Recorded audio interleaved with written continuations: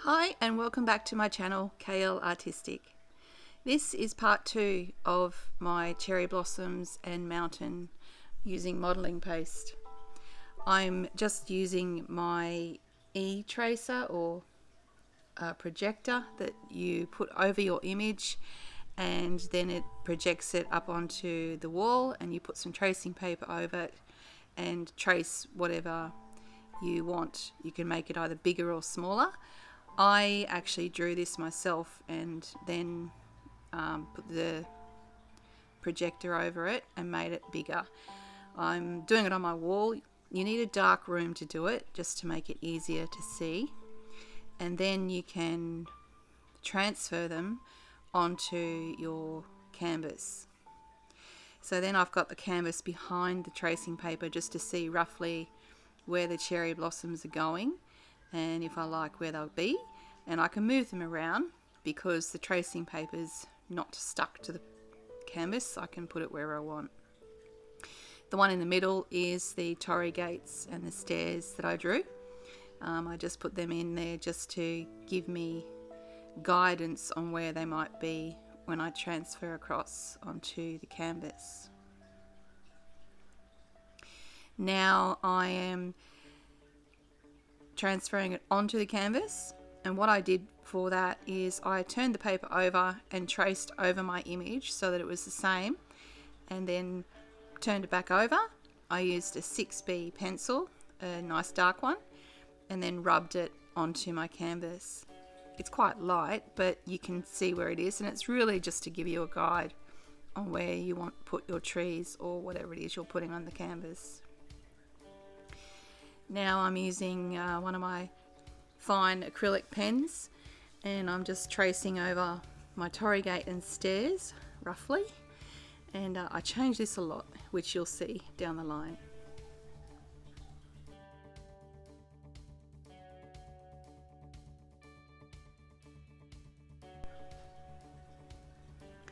This part here, I'm now using my MARTE modelling paste, and I've put it into a small plastic bag and cut the corner off the bag, just to help me with a little bit of precision with the tree. This was a bit of a process as I went along. I got more confident the further I went along, and a lot quicker. I have sped this up for you because it took me a long time. So sit back and watch this. I'll put some music on for you, and I'll jump in soon with some more details for you.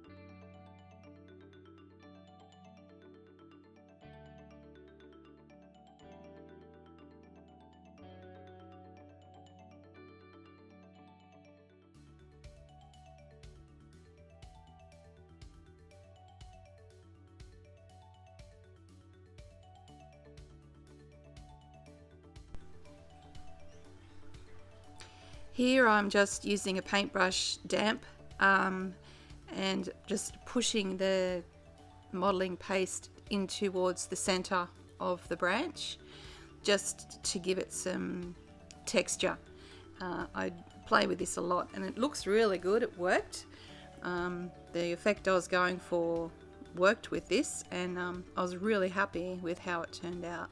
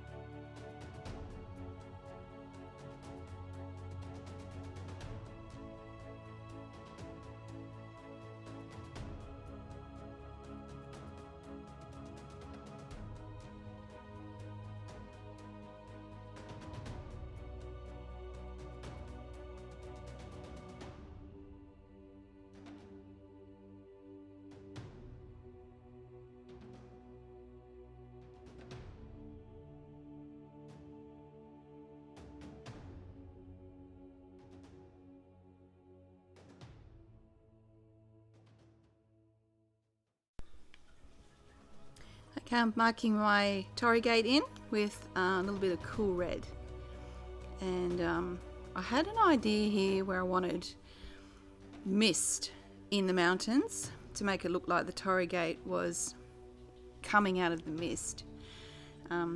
As you can see, I've got a makeup brush there, and I'm blushing on some white. It was at about this point here that I freaked out and thought, oh my god, what have I done? I've wrecked it. But I had to have faith in myself and trust the process and just keep on keeping on and stay calm. It was a little bit tricky at times here because I really thought I'd stuffed the whole painting up, but as you'll see as I go along, I managed to fix it, and I actually think it's turned out pretty good considering this was my first ever attempt at doing anything like this. I'm really happy with it.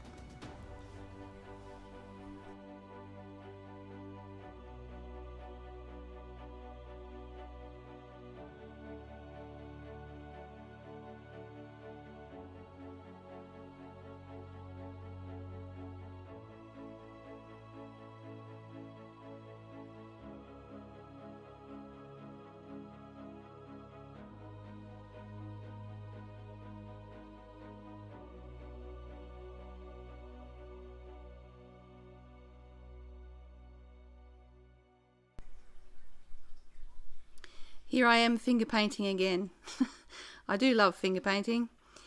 I'm putting in some rocks around the Torrigate to make it look like it's rising out of the mist on a little rocky outcroft on the mountains.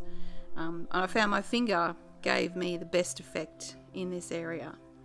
I'm probably also going to do that a bit with the clouds later on. The clouds had me stumped, and I struggled a lot with the clouds. As you'll see at the end, I have got clouds in there, but I'm still not 100% happy with them, and I might change them. Alrighty, what am I doing here now? I am mixing some paints, and I am getting ready to paint my cherry blossoms. So cherry blossoms are quite a dark tree. They're not very brown. They almost look black sometimes. So my aim here was to make them quite dark, but with multiple colours throughout them. So I mixed a multitude of colours for the cherry blossoms, and I think they worked out quite well. From memory, I used raw sienna, Payne's grey, a little bit of white, and I don't think I used any burnt umber, and possibly a little bit of black, but they worked out really well. And this was also a very long process because I had to do each branch and each part individually and make sure I didn't smear it all over the canvas.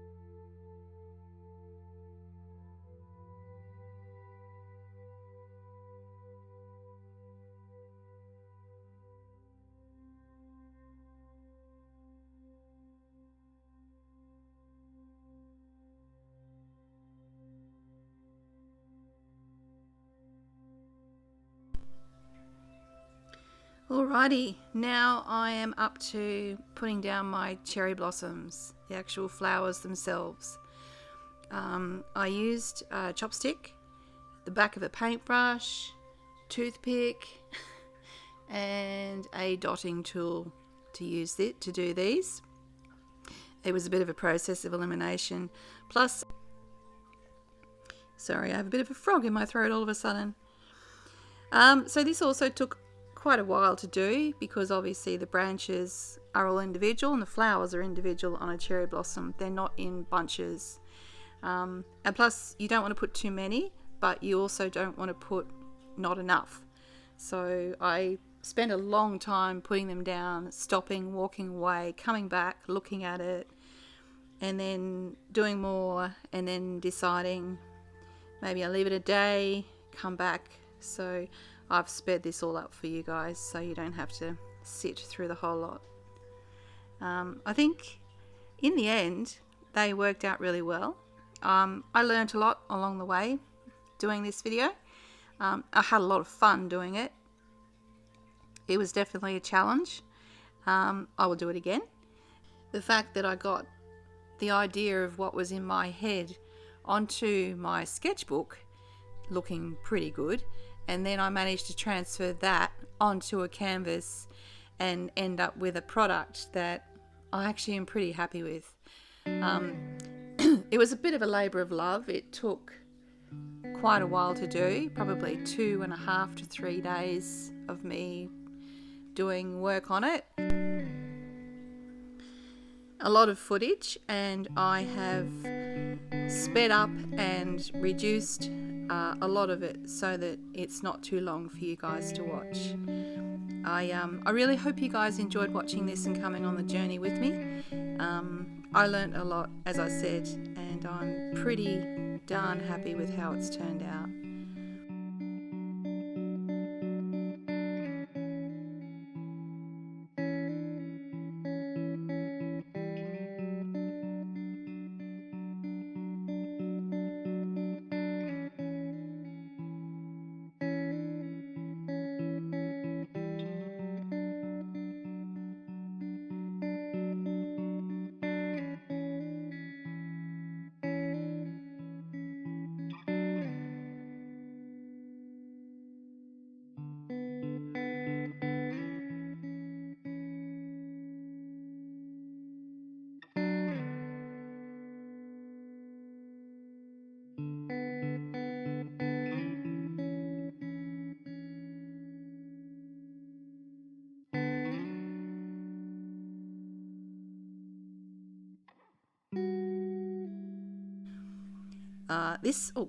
This bit here, I'm just putting in some shadows just on the edges of the trees and on the mountains. Later on you'll see, just to help give it the dimension that I wanted it to have. It certainly has dimension. Everyone that looks at it wants to touch it, which is a nice feeling. I'm waiting for it now to cure, and then I will put a varnish over it. Definitely not resin. I haven't been brave enough to try that, and I don't want to take away the bumpiness of the painting. I think that gives it as well the impact that I was going for with the painting. So I'll leave you guys with it now to watch the end results, and thank you so much for watching and sticking with me. If you liked what you saw and you haven't already, please click that like button and subscribe, and the notification bell. That way you'll know when I bring out a new video. Every week I try and put one out for you.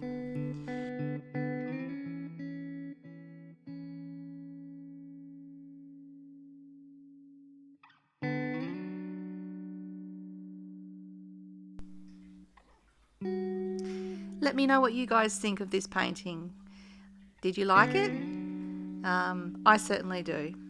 So thank you very much for joining me, and I'll leave you guys to enjoy the end of the video without me waffling on. Enjoy the music and the images, and I'll see you guys soon.